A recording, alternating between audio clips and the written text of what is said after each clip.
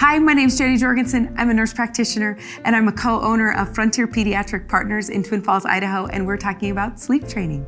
So today, this segment is going to be about sleep training those kind of middle ones, so 4 to 6 months to about a year old. So 4, 6-ish months, somewhere in there, I feel like some parents are really ready to do this at 4 months and some parents really aren't ready till closer to 6 months. And so it's really up to you. If you're not ready at 6 months, keep kind of go back to the first version of sleep training I talked about, and that's gonna give you your newborn to 4-ish months. You can keep doing that same strategy up to 6 months old. And so between 4 to 6 months old, and to about 12 months old, you're gonna have a pretty similar strategy for sleeping. And so really what our goal is by about 6 months old, babies should, for the most part, be able to sleep through the night. And so that's okay, and you should start expecting that as a parent. It's not normal for a 9-month-old to be waking up every 2 hours through the night. There's something going on. And if your kid is, and you have tried to sleep train and your kid is, then we definitely need to talk about it because we need to figure out if there's something else going on. And if you haven't tried to sleep train, that's the first thing I would say is you probably need to help teach your child how to sleep. And that's the whole kind of concept of sleep. I think there's this thought that our kids just naturally know how to sleep. Like they're born and they know how to sleep. They don't. They're born, they don't really know how to do much of anything. They have some natural instinctual things that help them, but they need help, they need guidance. That's what part of being a parent is. So by about that 4-6-month-old age, it's time to really start actually teaching them how to sleep. And so what you wanna do is, the first thing you want to do is you want to start really establishing routines. You should already be doing a little bit of that, but this is the age where you want to start kind of honing into it. So set a bedtime, whatever you feel like that realistic bedtime is for you. Most families, I'd say, I feel like I hear 8-ish o'clock seems to be kind of a normal bedtime for their 6 to 12-month-old kiddos. Sometimes I'll hear 7, sometimes I'll hear 9, but I would say 8's probably average. You can pick what works for your family.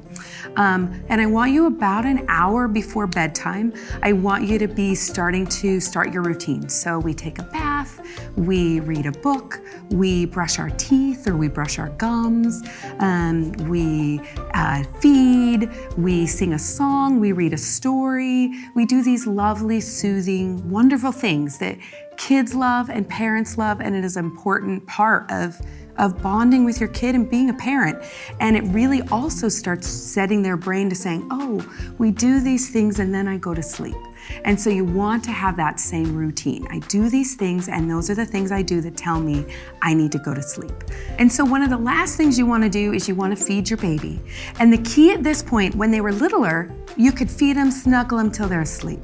But at this age, you want to stop snuggling them to the point of completely being asleep, because we're trying to train them to fall asleep in their bed on their own. And what's really important is the way they fall asleep is going to impact what happens if and when, not actually it's probably if, it's more a matter of when they wake up in the middle of the night. So you want to make sure that you're setting the stage and you're helping teach them that it's nighttime, it's dark, it's quiet, you have that white noise machine, mommy and daddy loved on you, they put you to bed, and now it's time to stay in bed until it's light and we come and we get you.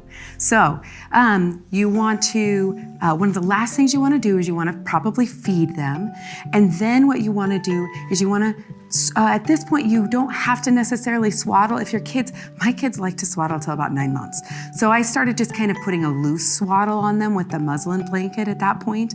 But if your kids don't want to swaddle anymore, you don't need to necessarily swaddle. It's not a necessary thing. But I basically kind of take them and snuggle with them. And right about the time they're doing that, like nodding off, those eyes, you're like, oh, they're out, they're almost out. That's when you want to lay them down. Don't wait till they're fully out. We want them to be slightly awake and slightly aware of their surroundings. So when they're doing the nod off, that's then when you're gonna lay them in bed, and they might wake right up because they're used to you snuggling them, and you're just gonna say, it's okay, you're okay. I love you, mommy's here, daddy's here, you're okay. Rub them, tuck their blanket around them, Remember, still firm surface, still no blankets, bumpers, anything like this. But at that age, if they do flip themselves to the side or the tummy, if they're capable of doing it, it's okay for them to flip. Up until that age, you really want to be putting them on their back, and you want them, for the most part, to be staying on their back.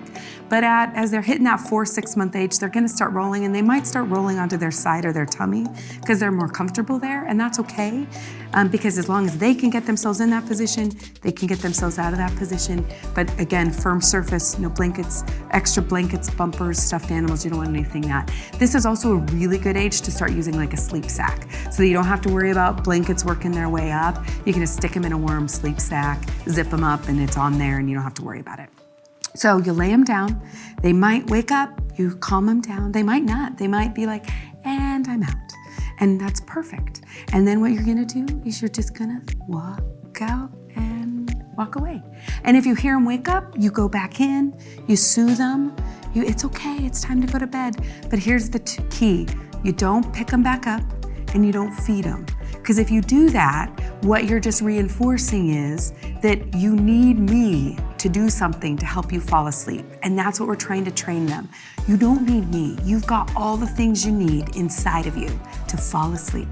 I'm here, I got your back, I love you, I'm just in the other room, but you gotta go to sleep. And so you're gonna lay them down, rub them. It's okay, turn on your white noise, do your little song, you're okay, and then you're gonna walk out. And you might have to walk in and out a few times, but what you will find over time is they'll start getting used to that, and they'll realize, Mom's not gonna pick me up and snuggle me till I fall asleep, Mom's not gonna feed me, it's my time to go to sleep now, and they'll fall asleep. And hopefully one of those times between you laying them down and walking out is when they'll fall asleep. I like that method. I'm really not a huge fan of the cry out method. Honestly, the biggest thing is, it just as a mom, I feel like it's like knives to the gut. And I don't know very many parents who are like stone cold, yeah, let them just scream. I mean, you can do that if you wanted. Lay them down, make sure they're safe, walk out, and if they wake up and cry, they cry, but that like kills my mommy gut. So normally I tell parents it's okay to go in, just don't pick them up, don't feed them. Settle them down, walk in and out, and they'll fall asleep. Typically it takes about 3 days for them to realize, oh, this is the pattern, and I can go to sleep on my own. And they'll go to sleep on their own. Another method that sometimes parents, where even that in and out is just like too much for them. Another method it's called the camping method. And so what you actually do is you camp out in the room. So we lay you down, it's time to go to sleep. I put my hand on your chest and maybe hold my hand on your chest as you start falling asleep. Then I maybe stand by the side of the crib. Then I take a step back and I'm still there, I'm still present in the room, and I just kind of slowly move myself away from them, and then by the time they're asleep, I'm walking out the door. That method works as well. It takes a little bit longer to get them to fall, and typically it'll take probably about a week to 2 weeks for them to start consistently falling asleep when you put them down, as opposed to needing you to be there, as opposed to the kind of in and out method I first told you. But some parents feel like that is just a little bit more reassuring for them and a little bit more reassuring for their kiddos. But still, even with that method, you don't pick them up, you don't feed them. You keep them there, they're good, you fed them, you're telling them it's bedtime, they're gonna go to sleep, it's gonna be great. So that's kind of going to bed. Then what'll happen is, what our hope is they'll get a solid 6, 8, 10 hours of sleep. But they might not at the beginning, especially if you're just starting this. They might wake up at their typical 4-hour or 6-hour mark. And so what you wanna do is you wanna go in, make sure they're safe, make sure they're okay. And what you're gonna do is you're gonna literally just do what you did when you were putting them down the first time. But you're gonna try not to pick them up, and you're gonna try not to feed them. That's hard. I know you want to probably do that, but you shouldn't do that, because what you just do if you do that is you reinforce, you wake up in the middle of the night, you cry, and you need me to do something for you in order to fall asleep. They don't. They have everything they need inside of them. And so generally what I'll tell parents is, 6 months, 7 months old, you should consistently be able to get 6 to 8 hours. And so that's what you should expect. One stretch of at least 6 to 8 hours. So if you've gone 9 and they're waking up, that's okay at that point to get them up and feed them. But if it's been 4, I would try to get them to go back to sleep. Don't pick them up, don't feed them. Let them try to get that 6 to 8 hours. And the closer you get to a year old, the more and more you should be able to get to like a 10 to 12 hour stretch. So by about a year old, 12 months, we should be going about a 12-month stretch. If you generally think like, okay, 6-month-old should be able to sleep 6 hours, 7 should go 7, 8 should go 8, that kind of gives you a general rule of thumb. Obviously, there's some wiggle room in there and you'll find some kids can go a little bit longer. I would say you should probably expect that as a minimum. So like a 6-month-old should be able to sleep 6-hour stretch at a minimum, a 9-month, 9-hour stretch at a minimum, to give you some guidance there. So if your kid is 6 months old, 9 months old, 4 months old, whatever age, and you're doing these strategies and it's not working, and you're like, gosh, this isn't working. Jen said this should work. Then what we want to do, that's when we want to see you, because we want to be able to talk. Maybe there's some little tweaks, some little things you can do that'll help. Also, sometimes there is something else that's going on medically that we need to address.